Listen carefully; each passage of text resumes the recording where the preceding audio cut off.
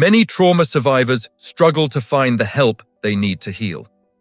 This difficult reality affects countless people around the world every day, highlighting the urgent need to explore why these barriers exist. To better understand this issue, let's break down the core question into several parts. By asking additional questions, we can begin to uncover the context and grasp the underlying factors at play. The first question to consider is, where does our threat response come from? Looking at this helps us see the roots of trauma and how our bodies react to perceived danger. Next, we must ask how much of this response is purely automatic, governed by our nervous system. Do we have any influence over how our bodies integrate the fundamental mammalian threat response that has evolved over countless generations? Understanding these aspects is essential for creating a realistic picture of trauma, especially when considering generational trauma, and how environments can replicate the patterns survivors experience across generations. Science shows that if a mother feels threatened for prolonged periods during pregnancy, the developing baby is also affected. Through cross-placental cortisol and other factors, the fetus experiences stress, altering its development even before birth. This leads to a deeper question. What does the developing fetus rely on to build strategies for survival once born? The answer may lie in the DNA inherited from both genetic lines and gene expressions that influence not only how the fetus develops, but also how it interprets and responds to the world, even before its first breath. Let's delve further. How much of our internal sense of being under threat is tied to the pathways of interoception? Interoception is our body's internal language, managed by our nervous system. It lets us sense hunger, cold, heat, or the need to use the bathroom. But it also forms how we internally perceive and feel danger. The logical conclusion is that much of our threat interpretation is tied to the interplay between epigenetics and interoception. Our bodies are genetically and neurologically designed to survive, and the instinct and strategies to survive is passed down through generations. The survival strategies and responses we develop through lived experiences are inherited, shaping how we, and future generations, respond to perceived threats. Interoception serves not only basic physiological functions, but also plays a pivotal role in processing and reacting to danger, real or otherwise, rooted in both biology and generational experience.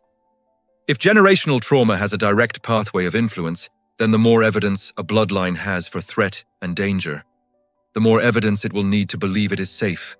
This cycle perpetuates susceptibility, making it hard for individuals and families to break free from inherited perceptions and interpretations of threat. This ongoing dynamic forms the basis for why generational trauma embeds trauma responses that are resistant to therapy. As a result, many people find that traditional therapeutic options don't adequately address their unique needs. The deep-rooted nature of generational trauma and the interplay between epigenetics and interoception means that standard approaches may fail to resolve inherited patterns of threat perception, leaving survivors struggling to find effective solutions. Understanding the origins and mechanics of trauma can help us create more compassionate, tailored approaches to healing. By recognizing the complexity involved, we move closer to breaking the cycle and offering real hope to trauma survivors everywhere. Good morning, good afternoon, good evening all, it's Bear here. And in today's video, I want to move forward again with when we view things from an ecological standpoint and understand the complexity, and we're now starting to work with this and understand the complexity of all the different interactions we have within our own physiological makeup. And when we start to view those from a living ecological perspective to where we can gain an understanding of the nature of what is going on. Now that we've reached that point, I want to ask a very, very simple question. And I'm going to ask this question in the same question in a few videos to give different perspectives of it. But in this video, a very simple question. If an infant in the womb, a fetus, is under threat, when we looked at cross-placental and all that in previous videos, where does that infant or that fetus gain the information to develop a strategy and a response to threat and trauma? Take a moment and sit with that. I mean, really take a moment and sit with that. Look at yourself and ask yourself, where did I get my threat responses from?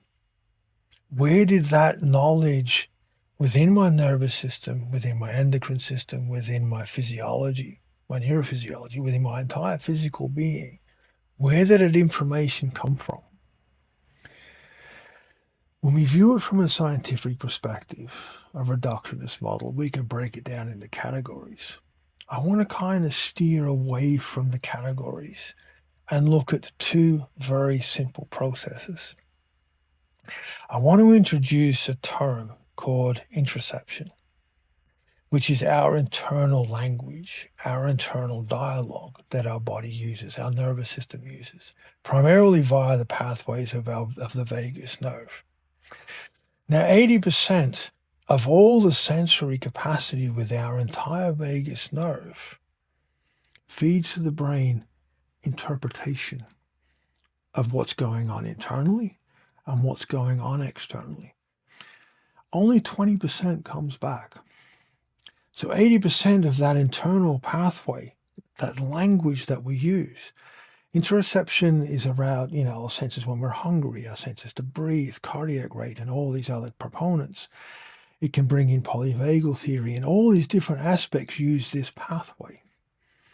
But when we actually ask the question of what is my internal language that my body's using to not only function and survive, but also to engage and live. So take a moment, take 4 or 5 deep breaths and really sit there and think about what is going on. What is my language? What is my unique language? And where the hell did all this information that it uses come from? When we start to really grasp what is going on within us, that internal language, we can start to see where and how our body has developed our own unique version of responses. Yes, there are key biological components with freeze and shut down and fight and flight, so forth. There are key components within the base brain taking control, the cognitive brain being shut down. There are all these autonomic biological responses of being a mammal. There is definitely 100% that part, but there's also a bridge between that part and our day-to-day functionality, our day-to-day survival, and our survival state. And within that process, within that interoception process, is where the understandings of why certain traumatic experiences by certain categories of people is therapy resistant. As I mentioned in a previous video, one of the reasons that pushed me from my own experiences into what I do now, but also in the areas when I was a practitioner and in my advocacy years, was there are so many different demographics within the trauma world that therapies don't work. The traditional therapies and all the approaches don't work. And some of the key components, the key people within the psychology and psychiatry world are only just now starting to admit why. But for decades, seeing that led me down the path of asking a lot of different questions. And some of those questions I put forward to you here. And one of those questions is what I just said earlier, is where did we learn our response from?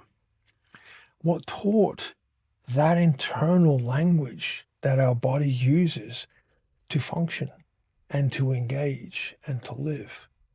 And how can we access that to turn it into a more positive response?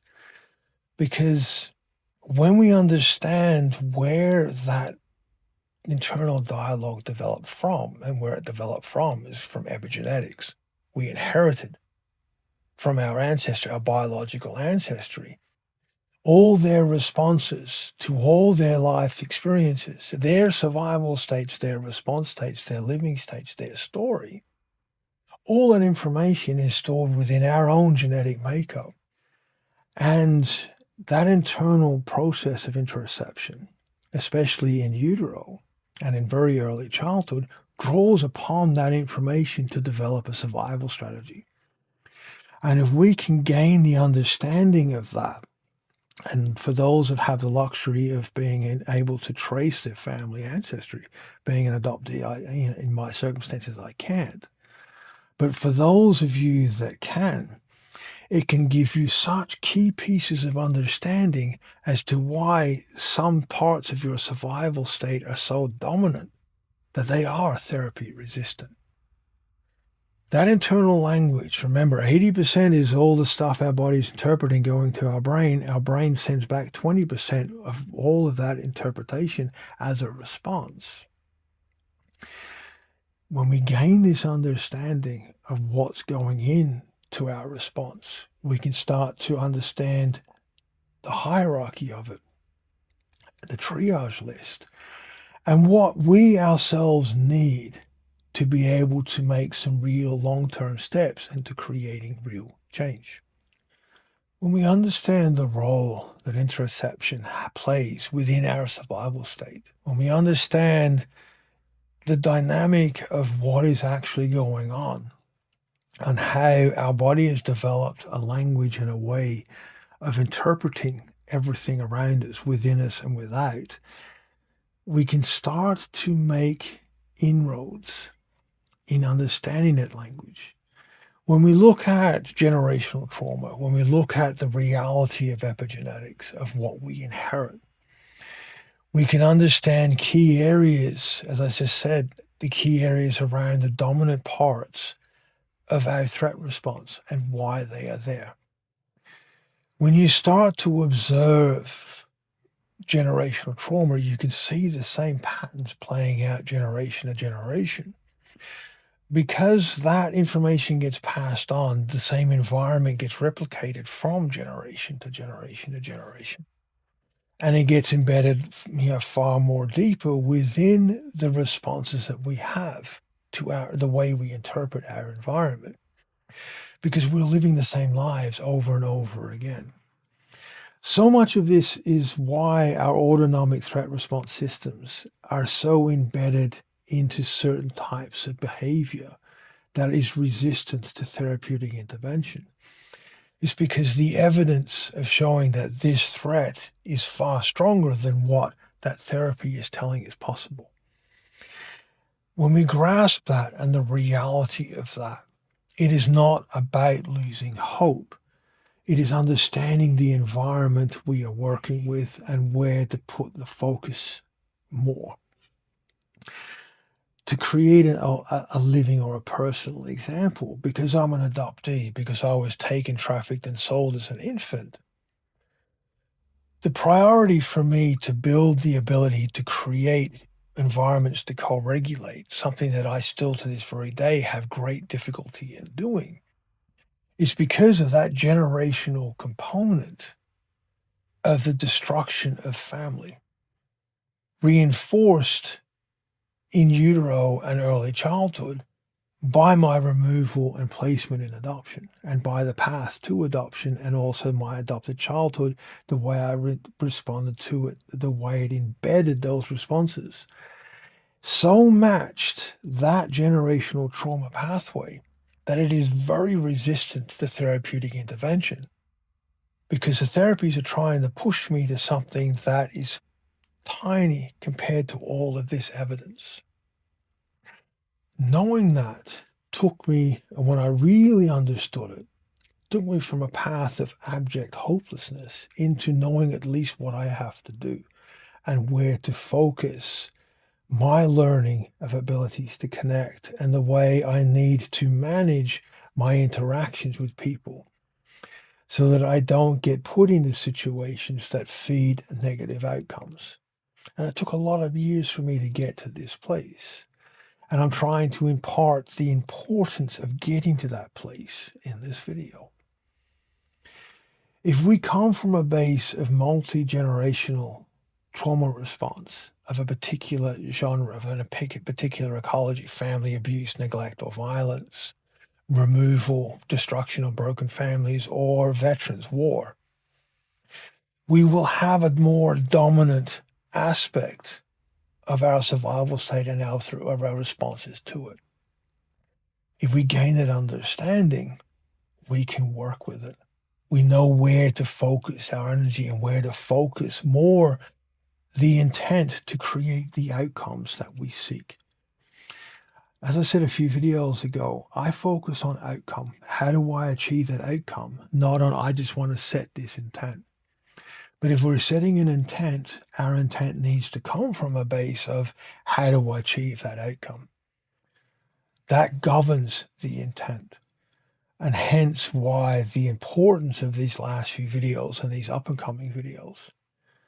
We can set all the brilliant statements in the world we want, but if we want to make fundamental change, we need to focus on setting our intent to match the ability to create the outcome that we're seeking, the long-term goal. As always, I love you guys' comments and feedback and support for the channel. Please be mindful, please be safe, and I will see you all next time.